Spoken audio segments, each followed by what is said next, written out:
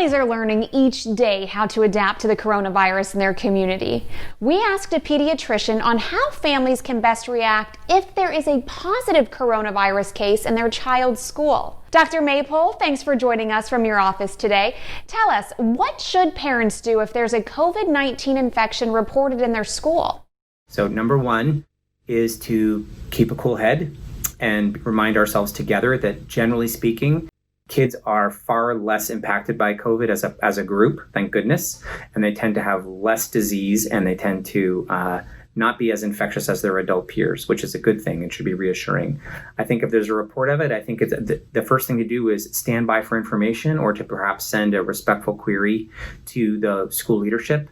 At the same time, I would caution that there are privacy issues in situations like this, be it a staff person, a child, or another family. So I think, people can't and won't be given information regarding who was it, when did it happen, are they positive, are they not positive. I think people should expect there'll be limited information about contacts or updates, and that people might get prompting either from the school or perhaps from a health department if there's contact tracing happening, for example, to guide people if they should be seen, if they should monitor themselves for symptoms, quarantine, etc. The truth is we have to, I think, be respectful of privacy and look to school leadership for communication around what the plan of action should be.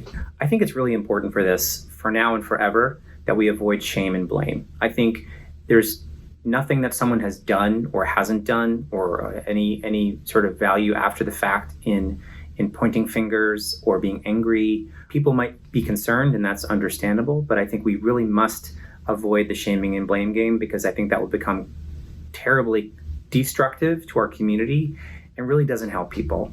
So I think there really needs to continue to be this feeling, caring for each other, helping each other, because one day it might be us. And so we have to walk in other people's moccasins, because those may be our moccasins soon enough. Very true. What symptoms should parents look for and monitor in their children? So here's the deal. Adults tend to have more specific or more definable symptoms for COVID. So it's easier for me to screen, for example, a 40-year-old than it is for me to screen a 5-year-old. And let me give you some examples. So a 40-year-old may be able to walk in and tell you in very articulate fashion that they have lost their sense of smell, they feel very fatigued and their bones ache, and that they do or they do not feel nauseous. Little kids may not be able to tell you anything more than that they feel bad. The challenge with the pediatric population is that kids can be very nonspecific, very vague in how they present to us. They can have low-grade fevers, they can have GI issues. And so for a clinician like myself looking to discern who might be at risk for COVID, the answer is like just about any kid during the school year, because of the nature in which viral illnesses can resemble each other. So there are screeners and they're helpful, but for pediatrics and for the child population, they're less specific. Thank you, Dr. Maypole. To explore additional topics, please visit goddardschool.com/parenting under 5.